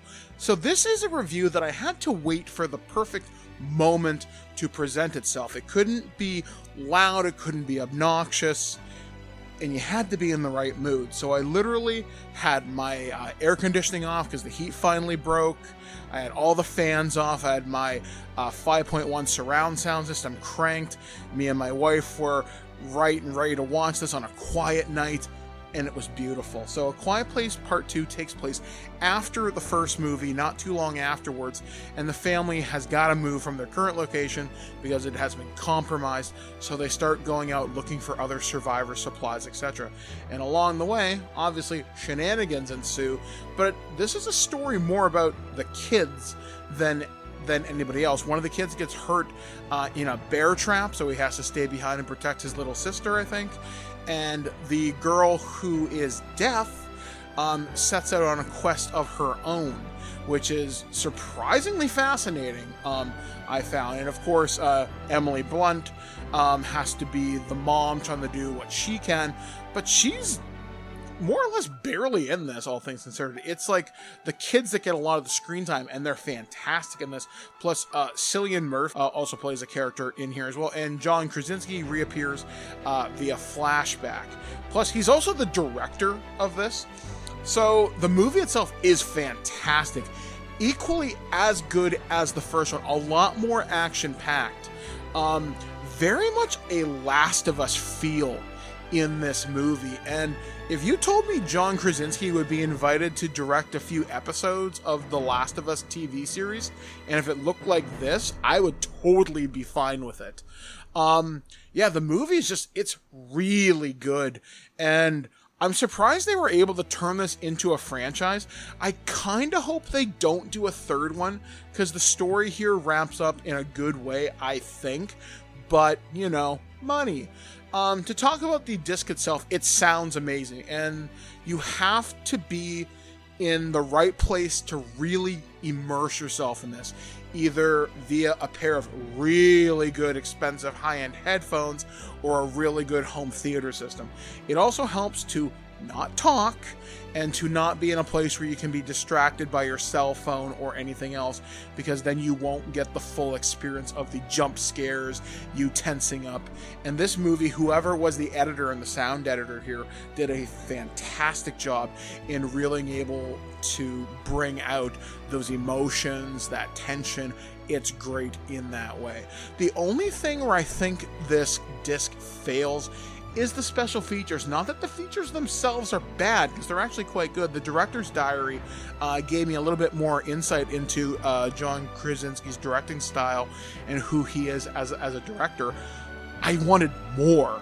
Like, if you told me there would be a collector's edition of these two movies with extended features on the monsters, the world setting, maybe even like a 5-minute short that takes place in a different part of the world with these things, I would be all in favor of that. Like, the features here are less than 40 minutes, but there's like 5 of them. Some of them are short at like 5 minutes, and a couple of them are at like 10. But I wanted more, and that's something that I do like about this. So, A Quiet Place Part 2. Can I recommend this 4K disc? Yes. If you liked the first one, you need to see this. You can see this in multiple ways right now. I think if you have Amazon Prime, you can get it on there. But if you really want to experience it, pick this up in 4K if you've got a good system. And remember, don't make a sound.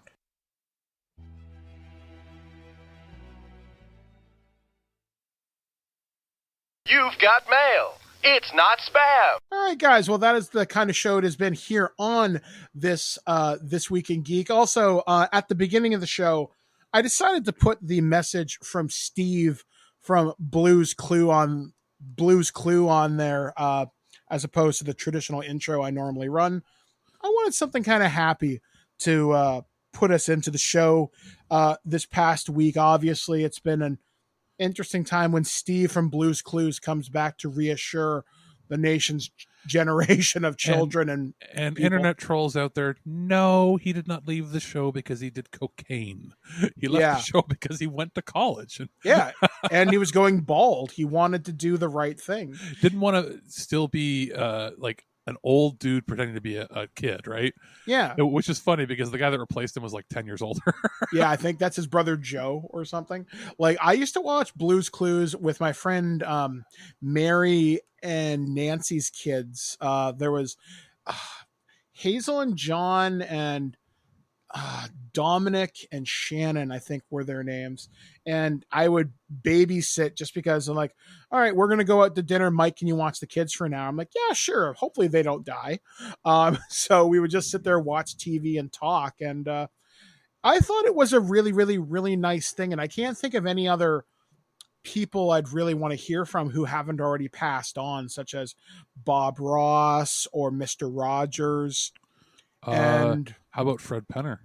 Yeah, Fred Penner. I posted an article on my Facebook last week, and it was Raffi for Prime Minister or something like that. It was something kind of heartwarming and meant for children. And I don't know, there's something reassuring when a beloved children's entertainer comes out and doesn't speak just to the children that are in preschool or elementary school, but speak to those of us who have now grown up in our 30s and 40s who grew up with these kids. I remember one of the most touching episodes I ever saw of Sesame Street. I didn't see it in its original broadcast, but it gets me every single time. Like, I cry. Oh, I think is where Big Bird talks about Mr. Hooper passing away and how they didn't shy away from death. Didn't he have a heart attack for real? And then the actor actually did pass away. And when one of the storekeepers is explaining to Big Bird, he's not coming back, and they're like, "What do you mean?" Like, oh yeah, he's dead. And Big Bird says, "Okay, I'll come back tomorrow." Yeah, and he doesn't. It's like no, he's not coming back ever. Yeah, and then with Steve and Blue's Clues, when he came out, we've been gone a really long time, but I want you to know that I'm proud of you. We've come a long way. Some of us even have families now. And it's really great that you've done all these great and wonderful things. And I think having positive reinforcement like that Sure, it could be seen as a gimmick, and it probably is.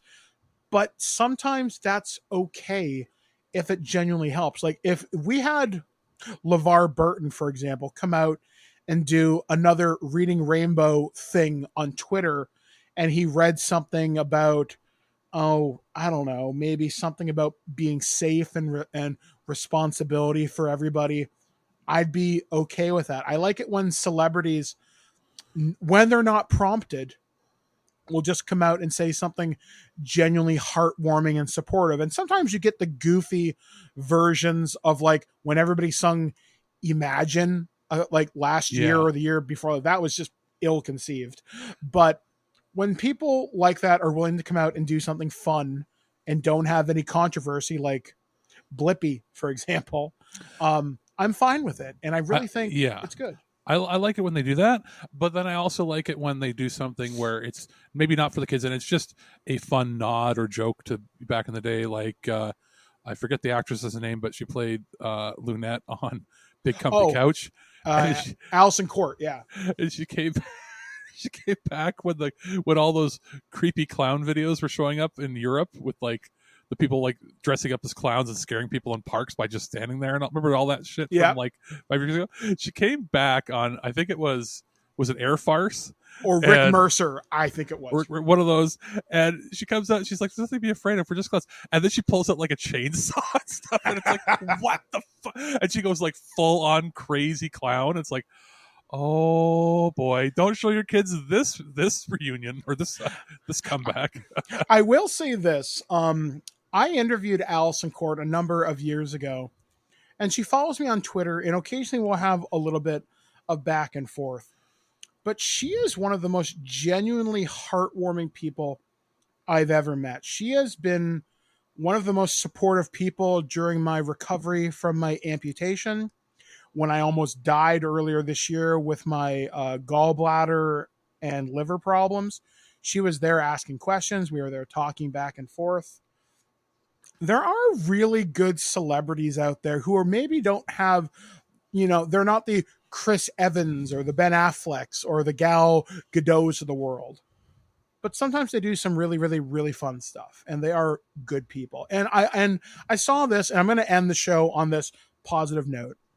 I saw a tweet this past week, and it said, thank a creator this week, an artist, a writer, somebody who has inspired you or who generally makes your life better. And I tagged Garrett Wong, who played Ensign Harry Kim on Voyager, and I tagged Robert Picardo, who played the emergency medical hologram on Voyager, but also played Commander Woolsey from Stargate Atlantis as well. And I thank them for their creative works because they truly are my favorite characters in Star Trek. I really connected with their work, their acting, their storylines were, in some of them were really, really, really good. Some of them weren't as good, but I appreciated the work that they put into it. And I felt pretty good. And I also thanked a couple of people who write some of the Star Trek books as well in some of the companies. So I don't know.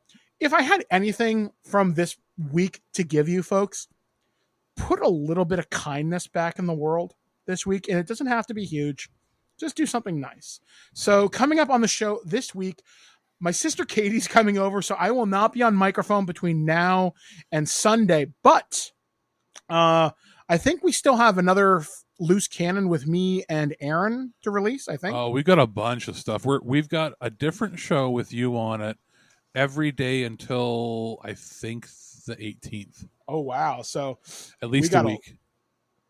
Excellent. So that'll be exciting stuff. Plus, Loose Cannon will be coming back with me, Aaron, and Alex rather soon. But I know you two are going to be recording something. We're recording something in the next couple days. That might be coming out in a couple weeks, though. Here's breaking news. I received my mail, and I got something that is clearly interesting for you to hear, everybody. So this is from the Bradford Exchange, where I'm like, wait, are they one of those crazy religious cult Yes, they are. It has printed on the front of the letter, it's got my name, so they got my name somehow, and it says new release from the best-selling book of all time. And I was like, what could that be? oh, it's going to be the Bible, isn't it? And I open it up, and this is one of those cults where it's like you're all going to hell sort of thing. Mm-hmm. But also, please give us lots and lots of money so we can give you trinkets for things that won't make you go to hell. And they're offering a free examination. What the hell does that mean? I don't know. An exclusive coin featuring the world famous work of Gustave Dore, which is hilarious that they're trying to sell me salvation. And let me see here. Anything fancy dancy? So interestingly enough, they're not actually selling the Bible in here. Yet it says right on the envelope, new release from the best-selling book. So I want to track down how they got my information, because they are one of those groups that I think was putting stuff in people's mailboxes that they weren't supposed to. Like they were going door to door and like soliciting people, giving fake information about the pandemic and shit. And now they're mailing things out. They must have got a mailing list from somebody. So it's not. I always thought the Bradford Exchange were one of those guys that made those really shitty collector's plates. Yes. Who am I thinking of? Very similar. They do that. This is a religious branch of that selling. They're trying to sell Bible stuff, which is funny because it's not quite as interesting as the guys that will walk up and down the street and then try to hand you comic books that tell you you're going to hell because you're a sinner. Yeah, I've gotten a few of those. Actually, I got one of those given to me in Las Vegas, of all places. I got one of those given to me, and they just said, God bless with your sins. And then I looked at them right in the eye and I crumpled up because it's like a little newspaper and I started chewing it. So I could only imagine what they would think of the glutton for doing that. But yeah, like they're not quite that bold, but that was interesting that they actually, and it was paid mail. They had a stamp on it. Let me see. I might be able to get that stamp off and use it again. Oh God. So it can be used for something useful. I don't know. Maybe I'll send out some sort of paganist letter to them or something. All right. So coming up in the show next week, I should have stories from me and Katie's adventures in Guelph. But I will have a review for WarioWare. I forget what the subtitle is for it. Get Over It, I think. Get it together. Get it together. Yeah. So I'll be reviewing that on the Nintendo Switch. I will also be reviewing with Alex a joint review in honor of Star Trek Day, which just passed. We each got a copy of the Star Trek first 4 movies on 4K Ultra HD, which is the only way to get them in 4K Ultra HD. Alex is going to look at the first 2 movies. I'm going to look at 3 and 4, and then we're going to combine notes. Because we realized that I have probably 3 or 4 different copies of Wrath of Khan because of different box sets. Like it's the one series where I have pretty much every iteration that's come out in different formats, and I'm like, yeah, I'll do those ones, and then I guess you're going to handle the funny ones. Yeah, basically, like those are the ones I have the most memories of because I'm pretty sure the first Star Trek movie I ever saw was Voyage Home. I think so. I'm honestly willing to bet that the first one that most people saw, unless they were already old enough to be fans of the original show, I think most of us saw either Voyage Home or Wrath of Khan on TV. I think I rented mine or a friend brought it over. I'm not 100% sure. And I'm willing to bet if it was when you're a little kid, it was probably Voyage Home and it was probably on City TV. Yeah, that would make sense. Because they aired that, like City TV used to air Voyage Home like Spike used to air Bloodsport. It was just on all the time. So we're going to have a review of that as me and Alex both have the capability to review 4K. And then finally, we're also going to take a look at a new release in a long dead franchise from Nintendo. I'm very surprised they brought this back. Cruise and Blast, which has that hilarious song. I'll give you a sneak peek now. It's exactly what you'd expect it to be. And that's what I'm looking for, because I used to play the sit-down arcade cabinet all the time in my local arcade, Wizard's Castle. May you forever rest in peace. I'm looking forward to this. So all that and more coming up this week. Like I said, I've got stuff with Aaron. We've still got some more stuff to talk about. Halloween's coming up, so we're going to have some cool spooky stuff coming up. We are prepared for our month of Cronenbergian body horror. It's going to be a fun time. So until next time, folks, I hope you are staying safe, taking all the precautions you can. If you are Canadian, please take the time to vote. Advanced polls are opening. Unfortunately, today's the last day to sign up for vote by mail, but if you can, vote and be safe. Vote with your conscience. You can go at any time from now until the actual day, and you can vote ahead of time by bringing your photo ID. You don't need a voting card. You just need your Ontario photo ID or driver's license, and you can go vote. Or I guess if you're other parts of the country, you need a passport or your local photo ID, and you can go to any polling station, like your local one, and vote at any time, so you don't have to wait in line with people. Exactly. So we are not going to tell you how to vote. Vote how you want, because that's how democracy works. I would say we're not going to tell you how to vote, except just use your head. Use your head, and don't just go eeny, meeny, miny, mo. Exactly. Be smart about it. Although technically, that is your right to do that. So we would just hope that you be an informed voter. That's all. Exactly. So, folks, until next time, we will catch you. So we have been Alex, the producer.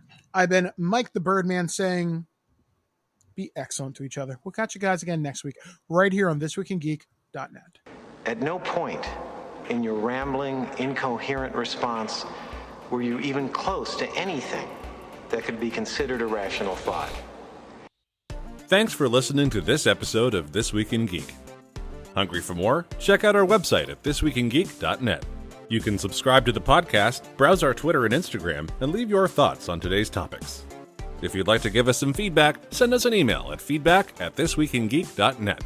Tune in next time, and remember, lower your shields and surrender your listenership. We would be honored if you would join us. Thank you for your cooperation. Good night.